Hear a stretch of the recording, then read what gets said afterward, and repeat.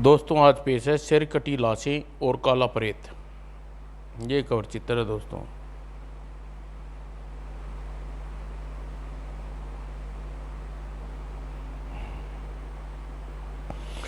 सिर कटी लाशों का आतंक सारे भरतनगर में छाया हुआ था। शाम ढले ही शहर में जैसे मरघट सा सन्नाटा फैल जाता। रात होने से पहले सड़कों पर चहल पहल समाप्त हो जाती, दुकानें होटल रेस्टोरेंट बंद हो जाते और भारतनगर के डरे हुए लोग संभावित खतरे से बचने के लिए अपने घरों में दुबक जाते। फिर भी कोई न कोई अभागा उस अज्ञात हत्यारे के चुंगल में फंस ही जाता। सुबह होते ही शहर में किसी न किसी इलाके में उसकी लाश पाई जाती। सिर कटी लाश हर सुबह मिलने वाली लाश का सिलसिला कायम था। सिरकटी लाशों का वह अदृश्य और अनजाना हत्यारा सबके लिए एक रहस्य बना हुआ था। ऐसे ही एक खामोश और सहमी रात को बहादुर इंस्पेक्टर विमल अपनी गश्त पर अकेला ही रहस्यमय हत्यारे को भारतनगर के गुमनाम सड़कों पर तलाशता घूम रहा था। न जाने कौन है वह हत्यारा, काश मैं उसे तलाश कर पाता। और सड़क पर एक मोड़ पर पहुंचकर वह मोटरसाइकिल से उतर गया और एक स्थान पर जाकर खड़ा हो गया। कल इसी जगह वह लाश पाई गई थी, लेकिन अपने आप में खोए इंस्पेक्टर को यह नहीं मालूम था सिरकटी लाशों का हत्यारा एकदम करीब था।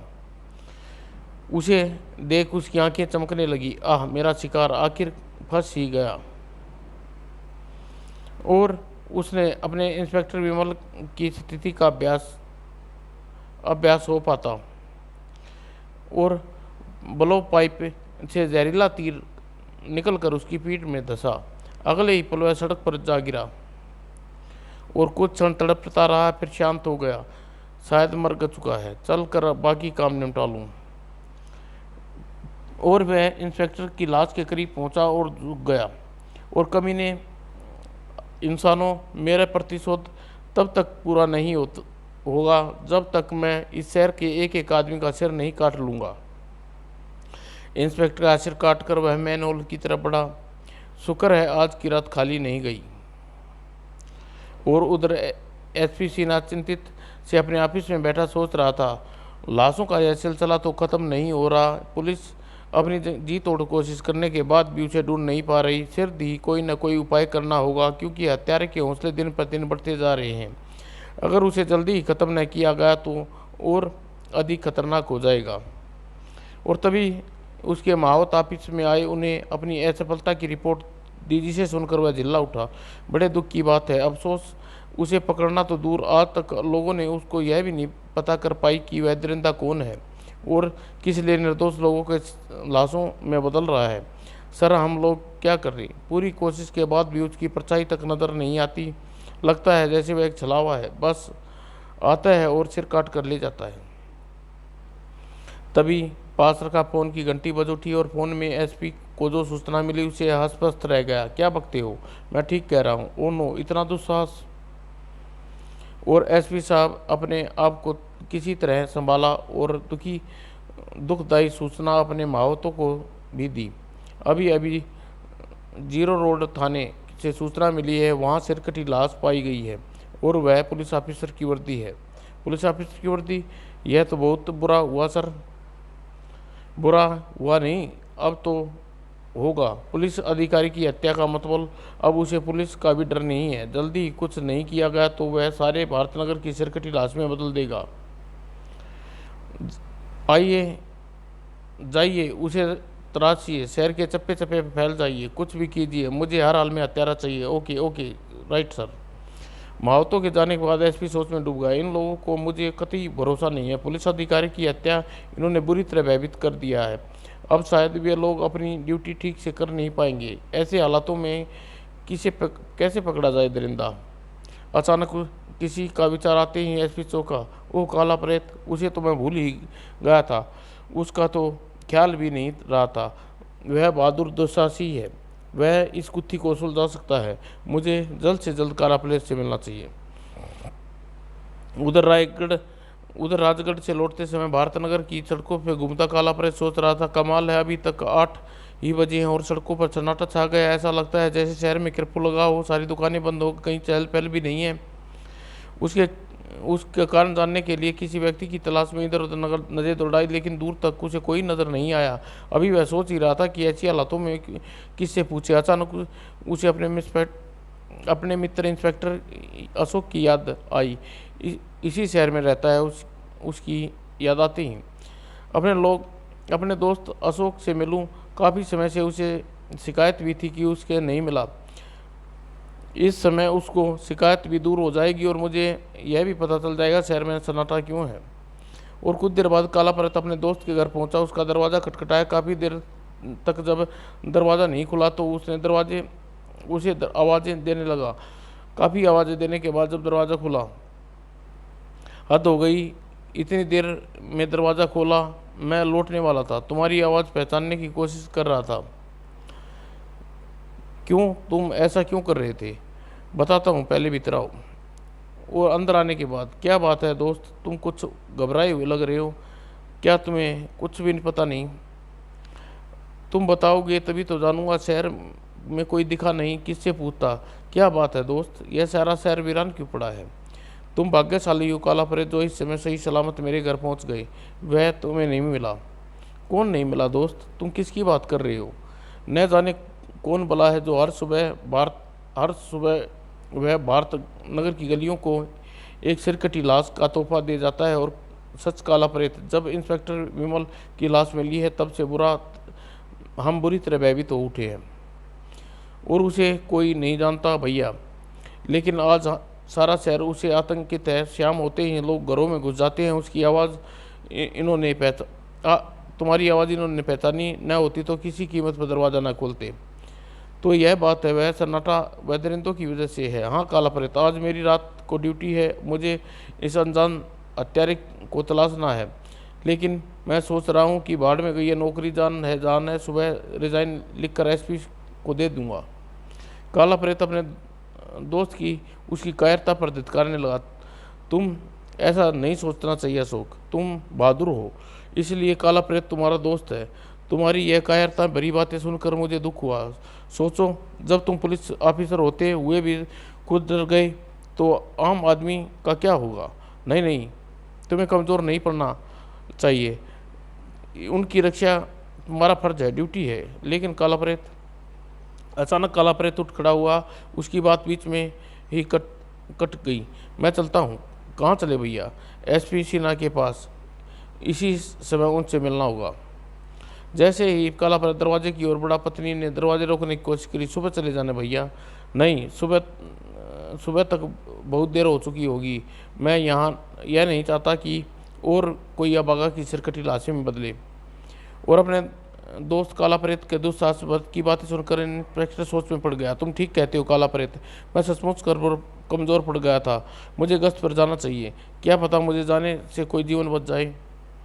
और अगले ही पल इंस्पेक्टर अशोक काला प्रेत के पीछे लपका। मैं सिर्फ अपने बारे में सोच रहा था काला प्रेत, लेकिन तुमने मेरी आंखें खोल दी। तुमने मुझे कायर बनने से बचा लिया, अपने फर्ज की गद्दारी करने से बचा लिया। मैं भी तुम्हारे साथ चल रहा हूँ दोस्त। उनके जाते ही इंस्पेक्टर अशोक की बीवी मन ही मन प्रार्थना करने लगी, हे ईश्वर, इन मेरे स्वाग और इसके दोस्त की रक्षा करना। एक जगह पहुंचकर अशोक ने मोटरसाइकिल रोकने को कहा, बस दोस्त, मुझे यहीं उतार दो, मेरी ड्यूटी इसी इलाके में है। लेकिन मुझे और शर्मिंदा मत करो काला परत, मुझे एसपी साहब से मिलकर आओ, मैं तुम्हारी यहीं मिलूँगा। मेरे साथ कई सिपाही ड्यूटी पर है, वे आते ही होंगे। मेरे साथ यह सर्विस रिवॉल्वर है, इससे रहते मुझे कोई भय नहीं। और इंस्पेक्टर अशोक की दृढ़तापूरी बातें सुनकर काला प्रेत के होठों पर प्यार भरी मुस्कान उभर आई और फिर वह उसे वहीं छोड़कर एसपी से मिलने चल पड़ा। तुम्हें अकेला छोड़ने का मन तो नहीं करता, लेकिन मजबूर हूँ। मेरा एसपी सिन्हा से मिलना बहुत ज़रूरी है। घंटी की आवाज़ सुनकर एसपी सिन्हा ने दरवाज़ा खोला और आश्चर्यचकित रह गया। अरे काला प्रेत, तुम खूब आए मित्र, मैं तुम्हें याद कर रहा था। ओके, मैं हाजिर हो गया। और भीतर पहुंचकर एसपी ने सारी बात काला प्रेत को समझा दी। ओह, तो यह बात है। हाँ मित्र, मैंने अपने हर ऑफिसर को उसे तलाशने के लिए कहा है, लेकिन अभी कुछ देर पहले फार्स के साथ गया था। सारे शहर में मुझे पुलिस का एक भी सिपाही नहीं दिखाई दिया। क्या करूं, मेरी समझ में कुछ नहीं आ रहा। एसपी की बात सुनकर काला प्रेत अचानक खड़ा हुआ। तो इसका मतलब अशोक के पास कोई सिपाही नहीं पहुंचेगा, वह अकेला है। उसे इस तरह जाते हुए क्या हुआ? मैं आपसे आपसे फिर मिलूंगा सिन्हा साहब। और फिर अगले ही पल बाहर खड़ी अपनी मोटरसाइकिल की ओर लपक पड़ा। पता नहीं काला प्रेत को क्या हो गया। और अगले ही पल काला प्रेत की मोटरसाइकिल हवा में बातें करने लगी। मुझे जल्दी ही अशोक के पास पहुंच जाना चाहिए, जीवन खतरे में है। और इस समय काला प्रेत ने अपनी विशेष पोशाक पहनी थी। सचमुच अशोक का जीवन खतरे में था। आज आज भी एक मिल गया। और कुछ क्षण में इंस्पेक्टर अशोक की सिरकटी लाश में बदल गया। इसे भी इसकी जगह पहुंचा दूं। और फिर मैन गोल्ड की सीढ़ी से उतर गया। उधर एक झोपड़ी नुमा दुकान पर जाकर काला प्रेत ने अपनी मोटरसाइकिल रोकी। यहाँ भी नहीं है, ढूंढ उसे नहीं, उसकी गश्त कहाँ तक है। और उसी समय शहर के 3 छुटे हुए बदमाश काला प्रेत की वजह से जेल की हवा खा चुके थे। काला प्रेत को अपना नंबर 1 दुश्मन समझते थे। झोपड़ी नुमा मकान के सामने मकान की खिड़की में काला प्रेत को देखकर चौंके। अरे यह तो वही काला प्रेत है। शायद नहीं, यह काला प्रेत ही है। मैं इसकी शक्ल कभी नहीं भूल सकता। मौका अच्छा है दोस्त, इस समय अकेला है। हम लोग कोशिश करें तो यह काबू पा सकते हैं। पागल हुए कि क्या? काला प्रेत इतनी आसानी से काबू में आ जाएगा? वह उसकी सिरकटी लाश वाले शैतान का भी खतरा नहीं है। उसे सामना हो गया तो क्या हुआ? रॉबर्ट ठीक कह रहा है शंकर। धंधा चौपट होने के बाद भी हमें सिरकटी लाश में बदलने की किसी का इरादा नहीं होना चाहिए। तुम ठीक कह रहे हो। तुम दोनों बेवकूफ़ हो। घर के सामने की बात ही तो बात है। कोई खतरा देखते ही हम वापस कमरे में आने में कितनी देर लगेगी? देखो दोस्तों, ऐसे मौके बार बार नहीं आते। चूक गए तो फिर भी कभी हाथ नहीं आएगा। हम इसे मार कर इसकी लाश छोड़ देंगे, इसका सिर काट कर यहीं दबा देंगे। पुलिस भी इसे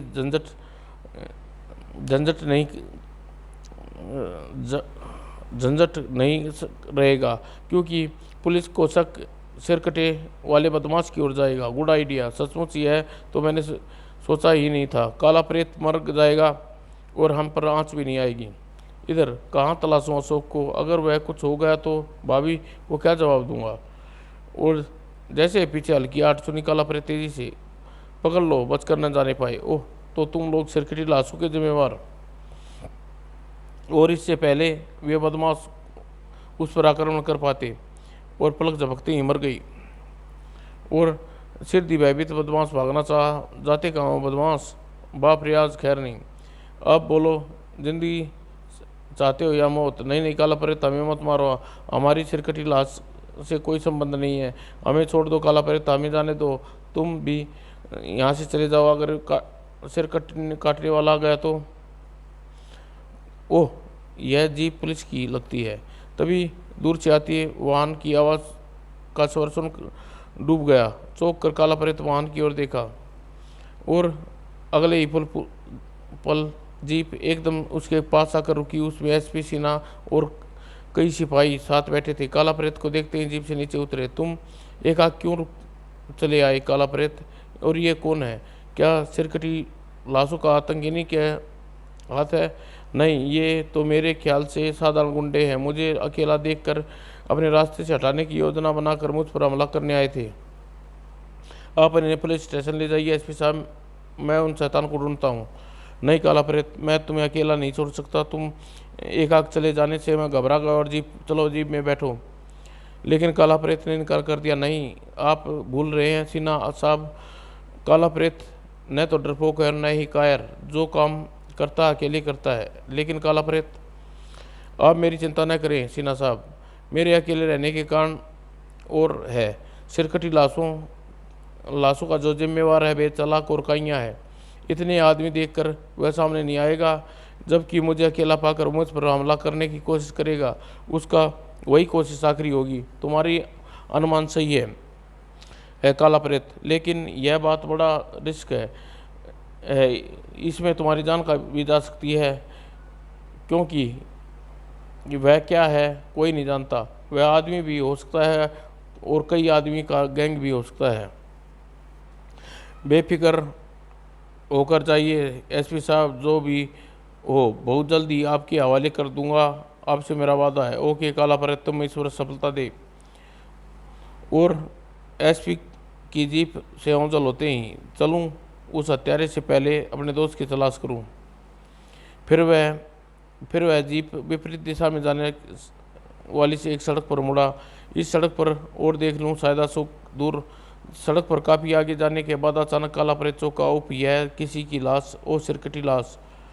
और फिर जैसे ही लाश के करीब पहुंचा, ये भगवान, मेरे दोस्त अशोक की लाश। उप, और अशोक की लाश देखकर काला प्रेत हतप्रस्त रह गया। वह उदास हो गया। इसकी मौत का कारण मैं हूँ। न इसे धिक्कारता, न अभी भाभी को क्या जवाब दूंगा। और काला प्रेत और लेकिन दूसरे पल काला प्रेत गुस्से से तमतमा गया। तुझे न बचा सका, इसका मुझे दुख है अशोक, लेकिन मैं तेरी सौगंध खाकर कहता हूँ, वह जिसने तुझे मौत की नींद सुलाया है, कोई भी हो, उसे ढूंढ कर रहूँगा। तेरा कातिल बच नहीं सकेगा। उसे ऐसी मौत दूंगा कि जिसे सुनकर अपराध जगत कांप उठेगा। और काला प्रेत दुख और गुस्से में डूबा हुआ इधर वह भयानक चेहरे वाला नकाबपोश निशाना ले चुका था। अपनी खैर बनाओ बेटे, चला है मुझे पकड़ने, पहले खुद बचो। फिर इससे पहले वह ब्लो पाइप से निकला तीर काला प्रेत की गर्दन में धंस पाता, काला प्रेत ने हल्की सी 8 पाती अशोक की लाश को अपने सामने कर दिया और ब्लो पाइप से निकला तीर अशोक की लाश में धंसा। अपना वार खाली जाते देख भयानक चेहरे वाला आकंतिक हो गया और इतना फुर्तीला था। उफ, फिर वह एक पल की देरी किए बिना विमान हॉल में घुस गया। जब काला प्रेत उसके पीछे लपका, तब तक वह भयानक चेहरे वाला मैन का ढक्कन बंद कर गायब हो चुका था। मैन हॉल के निकट पहुंच काला प्रेत गुर्राया, तुझे पाताल में भी नहीं छोड़ूंगा कमीने। और फिर मैन हॉल का ढक्कन उठाने के लिए झुका और मैंने हॉल का ढक्कन उठाकर वह तेजी से सीढ़ियों से उतरने लगा। अब कहाँ जाएगा बचकर। और मैन हॉल के भीतर कीचड़ युक्त पानी में एक तरफ काला प्रेत घूमता रहा, फिर चल दिया, कहाँ गायब हो गया। एक साइड की दीवार में बड़ा सा गड्ढा दिखाई, चौंका। अरे वह छेद का क्या कहीं इसी में तो गायब नहीं हुआ, अंदर जाके देखूं। गड्ढे के दूसरी तरफ निकल गया। ओह, एकदम सूखा स्थान, इन सीढ़ियों पर किसी ने बनाई है। फिर उन सीढ़ियों पर चढ़ने लगा। ऊपर पहुंचकर काला प्रेत चंकित रह गया कि सामने एक ही कमरा था जिसकी दीवार पर विभिन्न जानवरों के सिर टंगे थे। कमरे के बीचों बीच एक बदसूरत व्यक्ति खड़ा था। कौन हो तुम और यहाँ क्या कर रहे हो? लेकिन तुम यहाँ कैसे आए? यह बाद में बताऊंगा। पहले यह बताओ, तुम सिरकटी लाशों वाला शैतान कहाँ है? सिरकटी लाशों वाला शैतान कैसी बातें कर रहे हो तुम? कृपा उसका नाम मेरे सामने न लो, वरना मेरा डर के हार्ट फेल हो जाएगा। बकवास बंद करो, यहीं आया था वह। जल्दी बताओ तुमने उसे कहाँ से पाया, वरना मुझसे सख्ती करनी पड़ेगी। तुम्हें गलतफहमी हुई है, मेरा सिर कटी लाशों वाले शैतान से कोई संबंध नहीं है। यह जानवरों के सिरों में भूसा भरकर उन्हें बेचता हूँ। ये देखो हिरण, जिसे मैंने आज ही तैयार किया है। और दुकानदार ने जब जैसे बातों में फंसा कर अचानक दीवार पटके हिरण का सिर घुमाया और अगले ही पल, ओह धोखा, बड़ा आया था मुझे पकड़ने चलूं, इसके सिर काट लूं। और भयानक चेहरे वाले खाली शैतान पर बनी एक सीढ़ियों द्वार पर जहाँ काला प्रेत एक पिंजरे में कैद हो चुका था। अब कहो 30 मार कहाँ कैसे मिजाज है? मैं तुम्हारा खून पी जाऊंगा कमीने, पागल, न जाने कितने निर्दोषों की तूने हत्या की है। मैं तुझे जिंदा नहीं छोड़ूंगा। काला प्रेत गुस्से में मारे पिंजरे में सलाखों से बिजोड़ने लगा।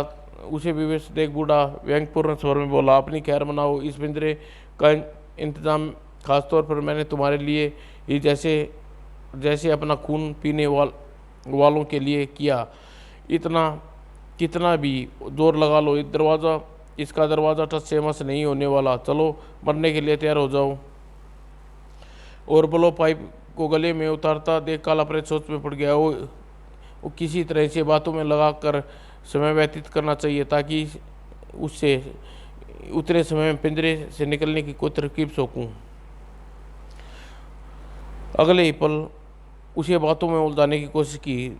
ठीक है, तुम सचमुच इस समय तुम्हारे रहमो करम पर हूँ, पर बस यही नहीं समझ पा रहा कि तुमने मुझे मारना क्यों चाहते हो। मैंने तुम्हारा क्या बिगाड़ा है? ये जितने सर देख रहा है, इन्होंने मेरा कुछ नहीं बिगाड़ा, सिवाय इसलिए कि ये भारतनगर के रहने वाले हैं और मैं भारतनगर में रहने वालों व्यक्ति को सिर काट डालूंगा, कोई जिंदा नहीं बचेगा। जानते हो, मैं एक सिर मैं एक सिर एक रात में काटता हूँ और उसे इस दीवार पर टांग कर खुश होता हूँ, लेकिन तुम खतरनाक आदमी हो, मेरा मिशन फैल कर सकते हो, इसलिए मैं कल कल तक तुम्हें कैद में नहीं रख सकता। चलो अब मरने के लिए तैयार हो जाओ। मैं जानता हूँ कि अब मेरा बचना मुश्किल है, मैं जीना भी नहीं चाहता, क्योंकि जिसे तुमने मारा है वह मेरा दोस्त था, वह मेरी गलती से मरा है। लेकिन क्या तुम मेरी अंतिम इच्छा पूरी नहीं करोगे? मरने से पहले करा प्रेत ने अंतिम कोशिश की। क्या तुम मरने से पहले इतना नहीं बताओगे कि तुम हत्याएं क्यों करना चाहते हो, क्यों निर्दोष लोगों के सिर काटने लगे हो? और उसकी यह कोशिश कामयाब रही हुई है। सिद्धरिंदा उसकी बातों में आ गया। यह रहस्य मैंने किसी को बताना नहीं चाहता था, लेकिन तुम्हें बताने में कोई बुराई नहीं। कुछ देर बाद तुम मर ही जाओगे। शुक्रिया, मरने से पहले अब मुझे अफसोस नहीं होगा। वह काफिला प्रेत को अपने बारे में बताने लगा। तो सुनो, मैं हमेशा हमेशा ऐसा बदसूरत नहीं था, लेकिन खूबसूरत बा का जवान था। मैंने विज्ञान से स्नातक की परीक्षा पास कर ली थी।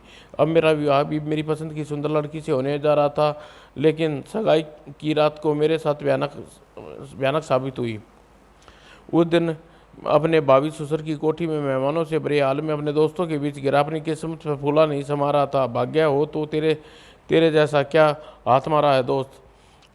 अभी तक तो तू नाम का ही राजकुमार था, अब सचमुच ही राजकुमार बन जाएगा, क्योंकि करोड़पति घराने में सगाई हुई है। लेकिन नीलम कहाँ है? 8 बजने वाले हैं। और लेकिन तभी दौड़ो बचो, छोटी मालकिन के कमरे में आग लग गई। ओ नो, ओम मेरी बच्ची। और सब भागते हुए वहाँ पहुँचे। नीलम का कमरा। कोई मेरी बेटी को बचाओ, मैं देखता हूँ कितनी भयानक आग लगी है। नीलम। जैसे मैं खिड़की के रास्ते से नीलम चीख पड़ी, ओह राज, मुझे बचाओ। घबराओ नहीं नीलू, मैं आ रहा हूँ। ओह, फिर बेहोश हो गई। हे भगवान, अब इसे कैसे बाहर निकालूं? आग तो बढ़ने लगी है। और तब मैंने कोई चारा न देखा, आग के बीच से खिड़की के बाहर उछाल दिया। माफ़ करना नीलू, इसके अलावा कोई रास्ता नहीं था। थोड़ी चोट जरूर लगेगी, लेकिन तुम बच जाओगी। और फिर जैसे ही पीछे छलांग लगानी चाहिए, आह मर गया। और जैसे ही मुझे होश आया, बेचारा बुरी तरह जल गया। बचना मुश्किल है। बेचारा सेठ की बेटी को बचाते बचाते खुद अपनी जान जोखिम में डाल बैठा। जल्दी हॉस्पिटल ले चलो। और अगले ही पल उनकी आवाज़ धीमी पड़ने चली गई, क्योंकि दर्द के मारे मेरी चेतना खोने लगी थी। दोबारा जब मुझे होश आया तो अपने आप को अस्पताल में पाया। पास खड़ी नर्स ने सेठ दीनदयाल और नीलम के बारे में पूछा तो उसने कहा, वे तो तुम्हें दाखिल कराने के बाद दोबारा यहाँ नहीं आए। सुनकर दुख हुआ। और फिर कई दिनों बाद जब मैं कुछ ठीक हुआ तो नीलम के बाप मुझसे मिलने आया। बेटा, मुझे खुशी है कि तुम्हारा जीवन बच गया, लेकिन दुख इस बात का है मैं कई दिनों तुम्हें देखने नहीं आ सका। खिड़की से फेंकने के बाद नीलम घायल हो गई थी। फिर कल ही उसकी सगाई हुई है। सगाई? मैं आश्चर्य से चीखा। हाँ बेटा, मेरी बेटी तुमसे बहुत प्यार करती थी, मगर तुम चिंता मत करो।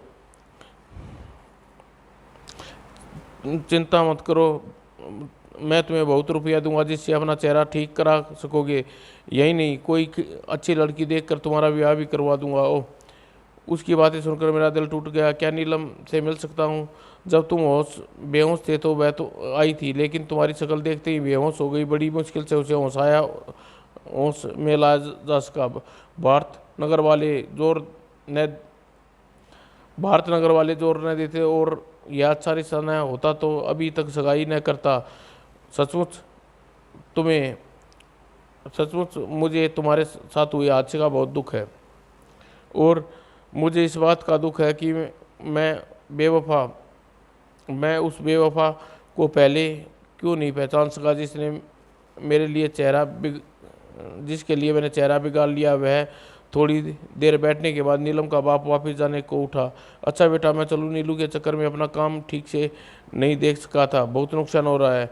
मेरा भी बहुत नुकसान हुआ है, खुद घर सेठ, काश मैं पहले ही तेरी बेटी को पहचान लेता और उसके जाने के बाद मैं भी अब यहाँ नहीं ठहरूंगा, अस्पताल नहीं यह शहर भी छोड़ दूंगा। यह बेवफा एहसान फरोश लोग रहते हैं, लेकिन अस्पताल से बाहर जाते भूत भूत आई या बचाओ और बुरी तरह चीखते लोग वहाँ से भाग खड़ा हुआ। हे भगवान, इनसे कैसे बचूं, ये तो मुझे सचमुच मार डालेंगे।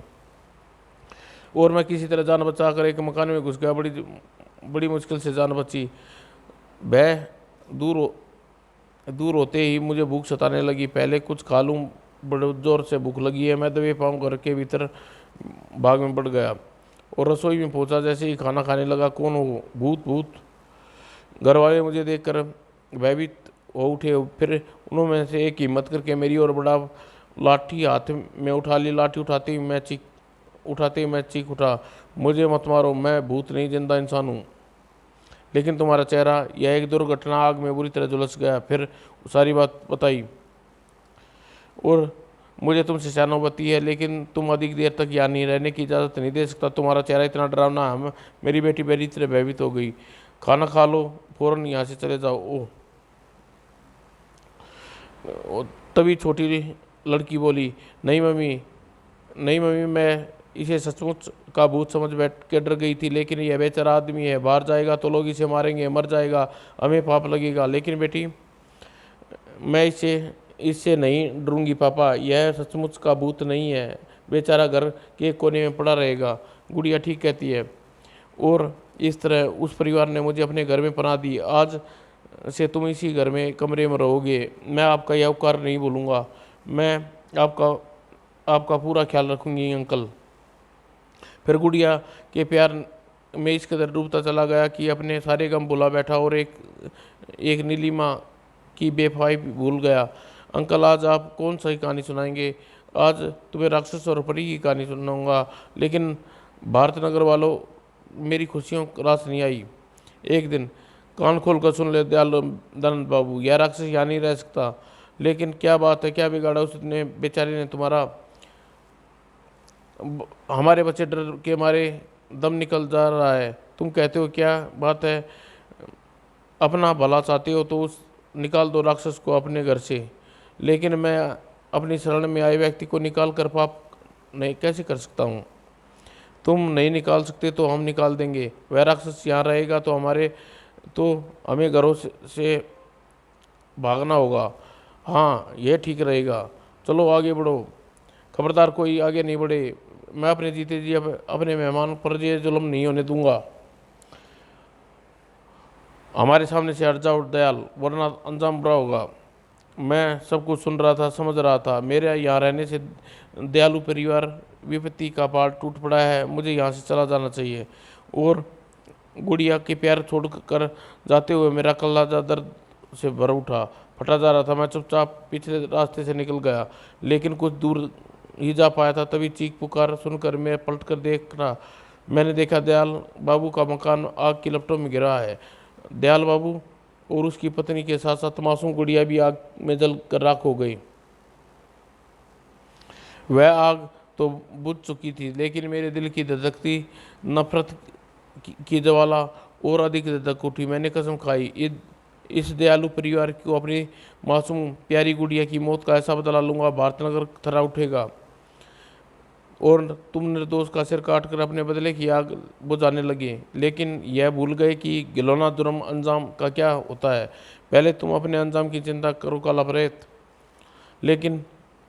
लेकिन वह भयानक चेहरे वाला आदमी काला प्रेत की शक्ति से परिचित नहीं था। काला प्रेत की ताकत के सामने सलाखें न टिक सकी।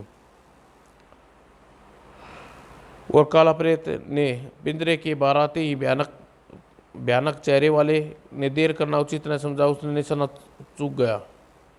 अगले ही पल भयानक चेहरे वाले इंसान पर छलांग लगा दी। उसे बचकर कहाँ जाएगा? लेकिन वह भयानक चेहरे वाला गजब का फुर्तीला सिद्ध हुआ। उसने पहले काला प्रेत अपने आप को शिकंजे में कस कसता हुआ भाग खड़ा हुआ।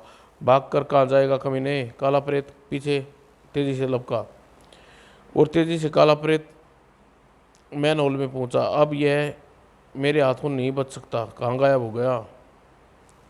और लेकिन इससे पहले भयानक चेहरे वाला वार करता काला प्रेत ने खतरे का अभ्यास होगा पलटा। आज तू मेरे हाथों नहीं बच पाएगा।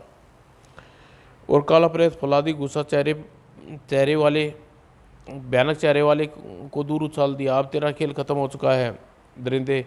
काला प्रेत गुर्राता हुआ उसकी ओर बढ़ा।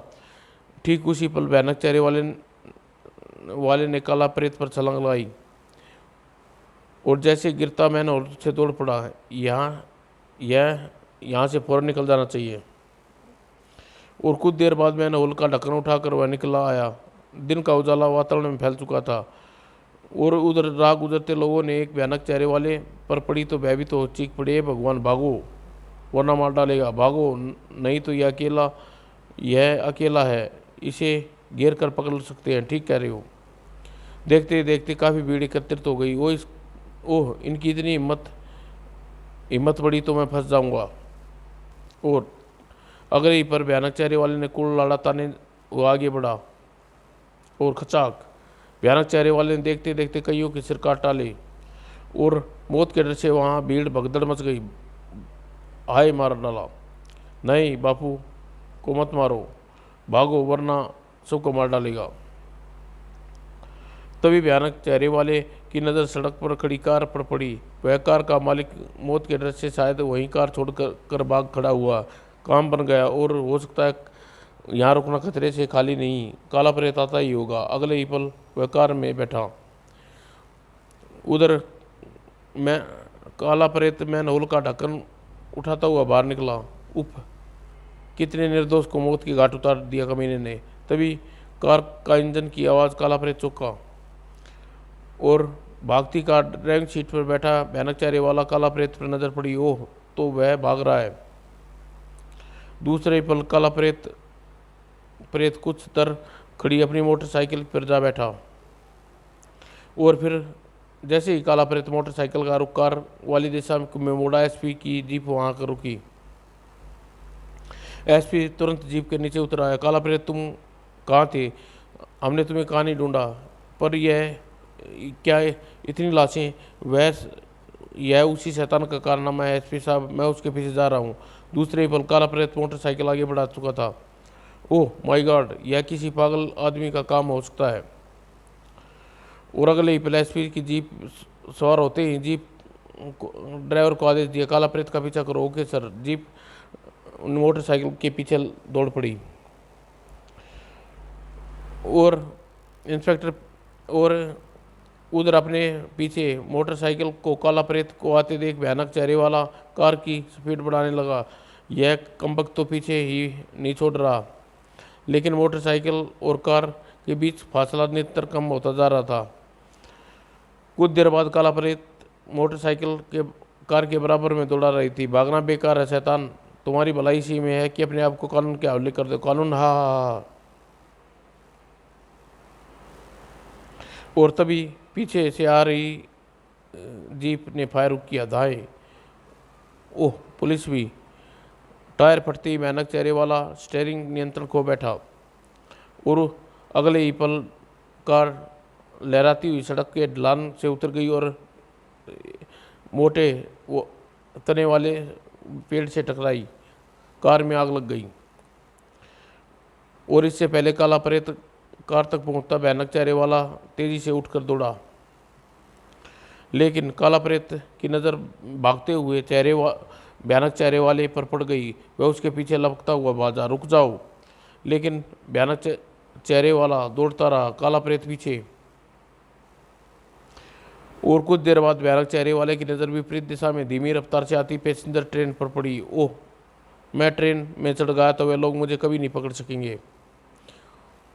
और ट्रेन गुजर जाने के बाद भयानक चेहरे वाला ट्रेन के समीप पहुंचा। उधर काला प्रेत भयानक चेहरे वाले के इरादे भाप कर सोच में पड़ा। वह कभी ना आसानी से हाथ नहीं आएगा। और एसपी सिन्हा भयानक चेहरे वाले का निशाना ले रहा था, तभी पटड़ियों के साथ बिछी रेडियो पर भयानक चेहरे वाले के पैर फिसल गया धाएं। और फिर ट्रेन गुजर जाने के बाद दूसरे का सिर काटने वाला खुद सिरकटी लाश में बदल चुका था। काला प्रेत घृणापूर्वक नजर से अपना चेहरा एसपी की ओर घुमाते हुए कहा, आखिर मेरा हाथों से बच निकला शैतान। इसे अपने गुनाहों की सजा खुद ब खुद मिल गई। एसपी साहब ने चालक को हिदायत दी, तुरंत पुलिस कंट्रोल रूम से इस घटना की सूचना करो। यस। चालक जीप की तरफ बढ़ा और कुछ घंटों बाद भयानक चेहरे वाले के मरने की खबर जंगल की आग की तरह शहर में फैल गई। लोगों को रात की सांस ली। आज सुबह सिर काटने वाला हत्यारा मारा गया। खबरों के अनुसार भगवान का शुक्र है वह दरिंदा मारा गया, तो सिरकटी लाशों का आतंक खत्म हो गया। पुलिस जिंदाबाद, काला प्रेत जिंदाबाद। और अपने ऑफिस में पहुंचकर एसपी सिन्हा ने काला प्रेत उदास देखा, पूछा, क्या बात है काला प्रेत, तुम दरिंदे की मौत पर खुश नहीं हो? ऐसी बात नहीं है सिन्हा साहब। फिर क्या बात, इतना बड़ा कारनामा करने के बाद भी तुम उदास हो? अपने प्रिय दोस्त की जुदाई का एहसास से तड़प रहा हूँ एसपी साहब। मैं भाभी के सामने क्या मुंह कर लेकर जाऊँगा? काला प्रेत उठ खड़ा हुआ। फिर काला प्रेत के जाते ही एसपी सिन्हा बोला, अब कहाँ चले?